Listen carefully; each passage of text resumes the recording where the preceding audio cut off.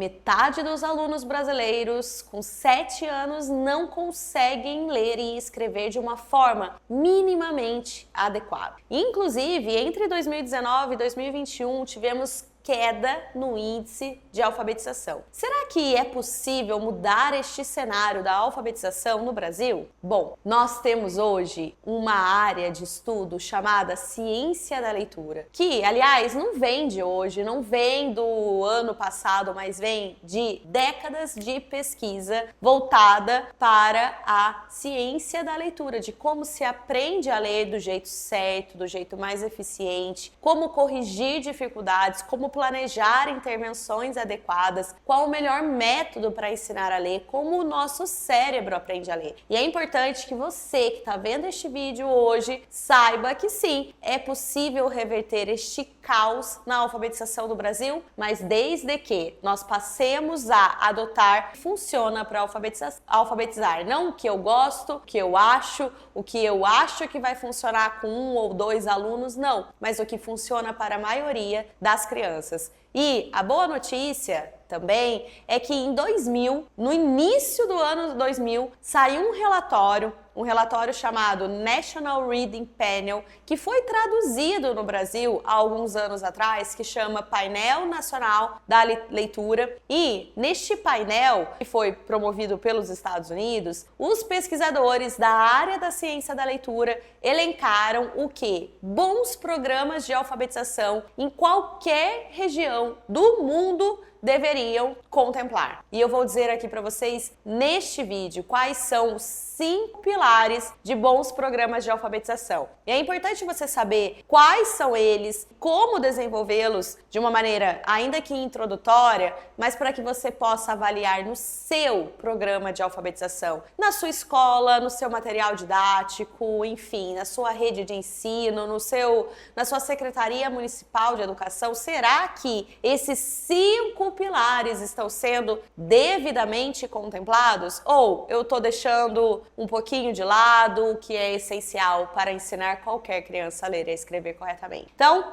vamos lá, papel e caneta na mão, esteja atenta para perceber quais são esses 5 pilares. E se você quiser ver este documento, o PNL, e recomendo que você vá, dê um Google, busque por este documento e consiga ler na íntegra a tradução em português. Se você quiser ver também o documento que eu citei no início na sua íntegra em inglês, você pode procurar por NRP 2000 ou National Reading Panel, ok? Então, vamos dar prosseguimento aqui. Os 5 pilares são, vou elencar eles e depois eu vou explicar um pouquinho mais, com mais detalhes, cada um desses pilares. Primeiro, consciência fonêmica. Segundo, instrução fônica sistemática. Vou explicar, inclusive, que este termo a gente pode perfeitamente pensar em um método de alfabetização como o método fônico. E vou explicar o meu argumento diante disso. Terceiro ponto, fluência em leitura. Precisamos adotar estratégias baseadas em evidências científicas que desenvolvam a fluência em leitura dos nossos alunos. E eu vou explicar também que a fluência não começa somente com a leitura de textos, mas começa lá atrás, em uma etapa anterior. Olha só.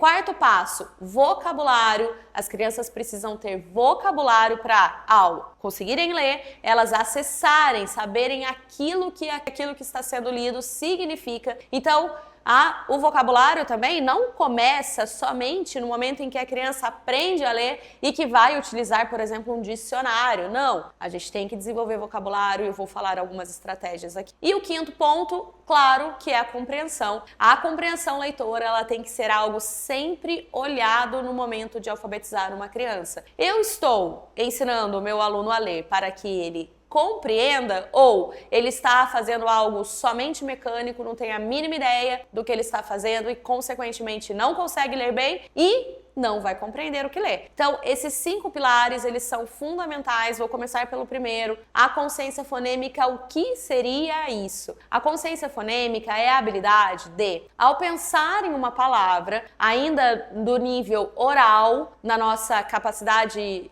de linguagem oral, eu falar aqui uma palavra para você, como por exemplo, sapato, e você conseguir discriminar que essa palavra não tem somente sapato, que são as sílabas, mas mas que menor do que as sílabas, o que forma aquela palavra sapato são as letras e os sons que essas letras representam. O mais importante nessa percepção, nessa preparação para a criança aprender a ler, neste primeiro pilar de um bom programa de alfabetização, é a criança perceber que sapato tem sons ali dentro, que posteriormente ela vai fazer essa associação entre som, relação letra-som, automatizar esse conhecimento, porque no final as palavras elas são formadas por esses sons e o nosso alfabeto também é composto, obviamente, que por estes sons, porque o nosso alfabeto, nós temos as letras e as letras nós escrevemos as palavras. Então, as letras do alfabeto representam os sons da fala na unidade dos fonemas. Por isso que a gente chama de consciência fonêmica, essa consciência dos fonemas. Mas, em um primeiro momento, a gente vai levar a criança a perceber que esses sons pertencem e formam as palavras de uma forma oral. Por mais que eu ensino, por exemplo, as minhas alunas dentro da minha formação de alfabetização,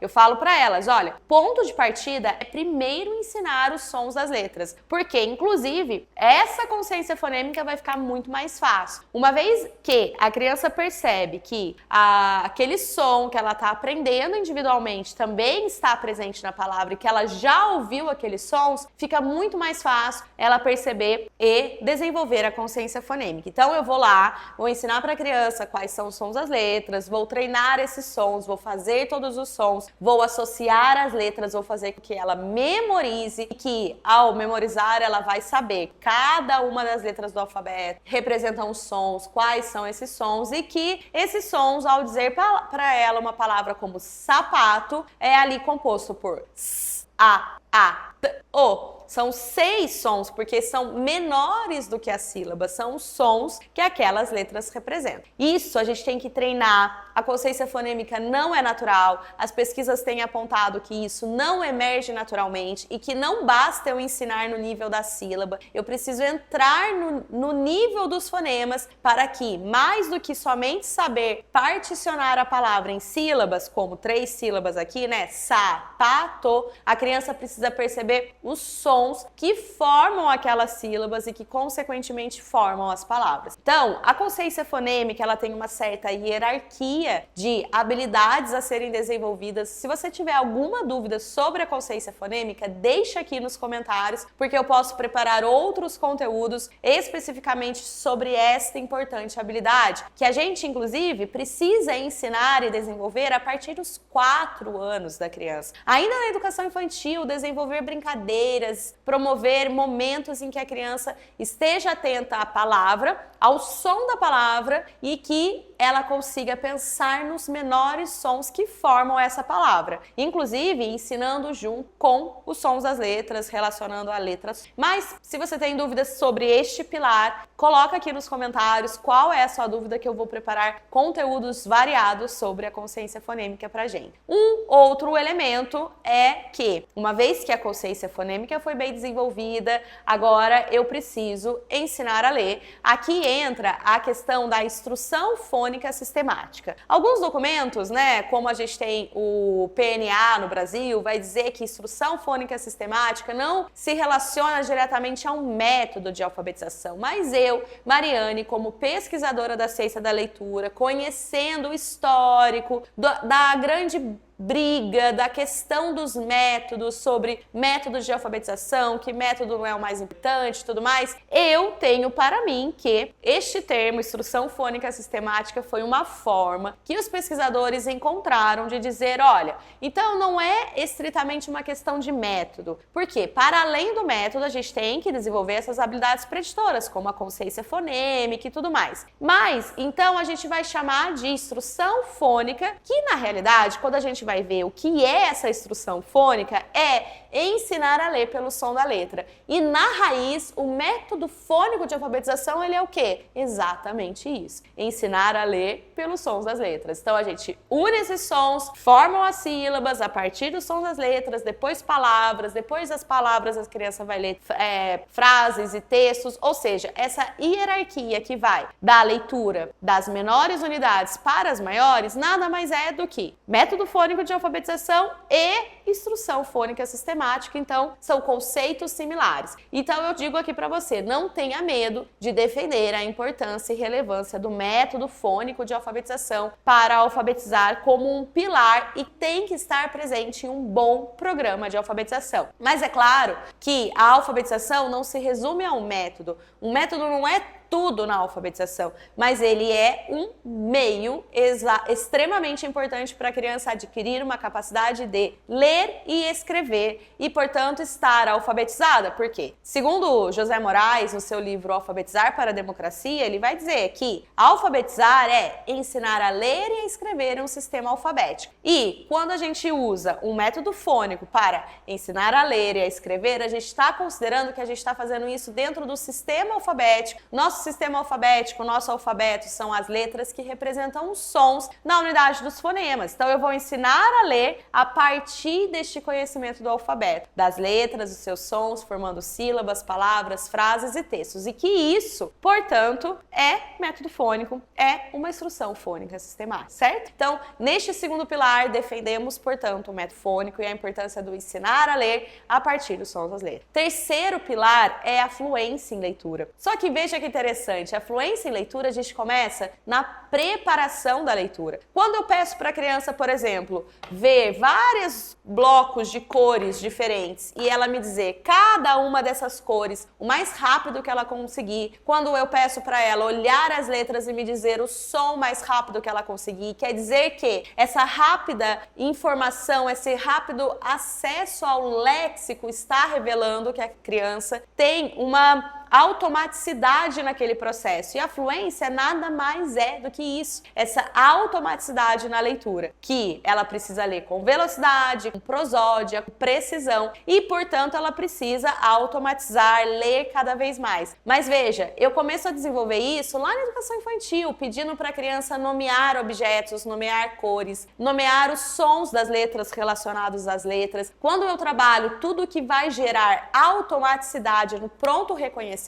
eu estou ajudando a desenvolver o caminho para a fluência. É claro que lá na alfabetização, uma vez que aprendeu a ler, existem estratégias para a fluência leitora. Como, por exemplo, num primeiro momento, eu vou treinar a rápida identificação das sílabas. Eu vou ensinar que as sílabas se formam pelos sons das letras, porque é um método fônico, certo? Tô partindo dos sons das letras. Eu vou ensinar a reconhecer essas sílabas formadas por esses sons e vou treinar a automaticidade das sílabas. À medida em que eu especializo a criança em ler automaticamente as sílabas, eu estou preparando ela para ler automaticamente palavras. E depois eu posso utilizar estratégias como a técnica em pirâmide, ou seja, eu vou dar uma frase para a criança ler, mas eu vou começar primeiro com a primeira palavra da frase, como por exemplo, daí depois a bola, daí eu ponho numa pirâmide mesmo, na sequência, em linhas separadas, ó,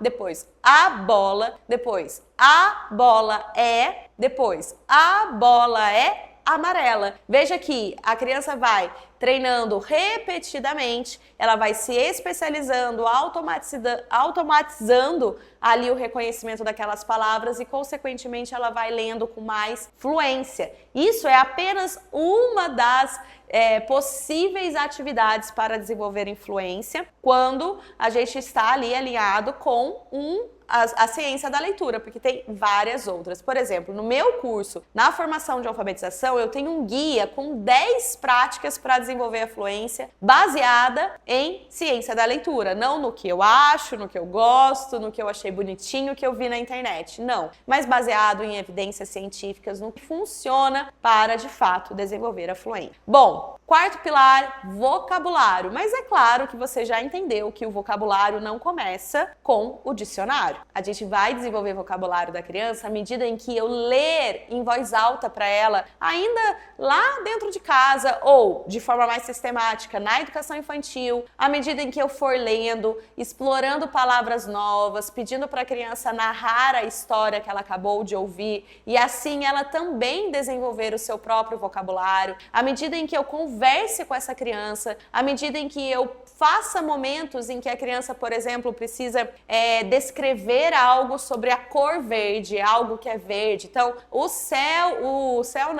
a árvore que tem no quintal da minha casa é verde. Então, quando eu vou explorando dessas formas, palavras em diferentes contextos para ela empregar em frases, empregar em textos, ainda que oralmente, eu estarei desenvolvendo, portanto, vocabulário. E obviamente que isso é muito importante, porque não adianta nada a criança ter fluência, ler corretamente, se ela não consegue, ao ler, associar com o seu vocabulário, com aquela informação que ela tem já do que aquela palavra significa, com algum contato que ela já teve com aquela palavra previamente. Então, por isso que a leitura em voz alta, mesmo depois que a criança aprendeu a ler, é extremamente importante. Sabe por quê? Um livro que a criança for ler e um leitor iniciante de 7, 8 anos vai ter um vocabulário controlado, né? Vai ter um vocabulário ali do universo da criança. Mas, se você, professor, professora, mãe, pai, pegar um livro para crianças mais velhas, que a criança ainda não consegue ler, mas você, ao ler em voz alta, você consegue elevar o nível da compreensão oral, da compreensão da formação do imaginário e a formação do vocabulário daquela criança. Então, a leitura em voz alta, a prática de ler para a criança, mesmo depois que ela está alfabetizada, é extremamente importante, porque você vai conseguir ler livros que a criança sozinha não conseguiria. Então, essa prática vai ajudar a desenvolver vocabulário depois que a criança está alfabetizada e antes que ela está alfabetizada também. Prática da leitura em voz alta pode ser e deve ser incentivada tanto dentro de casa quanto de forma sistemática, 5, 10 minutinhos por dia, todos os dias, dentro da escola, desde a educação infantil. E quinto pilar é a compreensão leitora. É claro que depois de tudo isso, quando a gente tem a certeza que desenvolveu a leitura, a criança aprendeu a ler por um método fônico, consegue decodificar, consegue ler com fluência, consegue ler, portanto, associando a um vocabulário, ela vai, consequentemente, compreender o que lê, que isso é a finalidade da alfabetização. Só que eu tenho que ter em mente como a compreensão leitora ela é alcançada.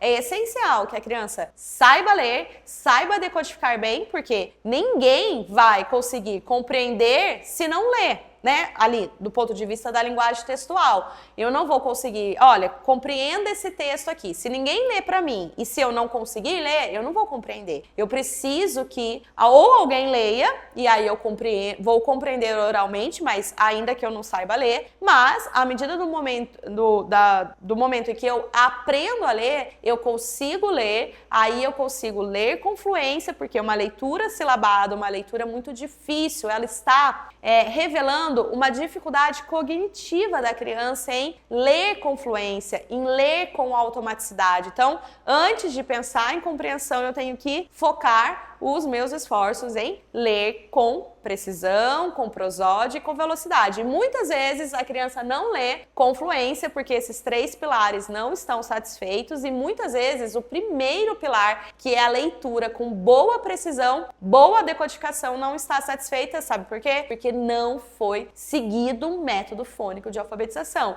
O que eu fiz foi expor a crianças a palavras inteiras e que elas não têm a mínima ideia do que elas precisam fazer para decodificar aquelas palavras. Ou seja, eu tenho que saber tudo isso para garantir que pilar da compreensão leitora e o que envolve a compreensão leitora vai ser respeitado. Ou seja, um bom programa de alfabetização, ele é, portanto, formado por esses 5 pilares, mas muito mais do que isso. Para que esses 5 pilares aconteçam, existem várias e diversas estratégias, atividades adequadas, um passo a passo, um sistema, uma sistematização para que a criança alcance, portanto, uma compreensão leitora e que a gente saia desse cenário no Brasil que no final ali dos 7 anos as crianças não conseguem, metade das crianças brasileiras não sabem ler e escrever minimamente, que muito menos elas conseguem compreender o que leem. Então, para a gente sair desse cenário, somente adotando bons programas de alfabetização. E se você tem alguma dúvida sobre documentos, conhecimentos, bons programas, alguma dessas habilidades, qualquer coisa, deixa aqui nos seus comentários, compartilhe este vídeo, se inscreva no meu canal para estar por dentro de tudo que funciona de fato para alfabetizar qualquer criança. Um grande abraço!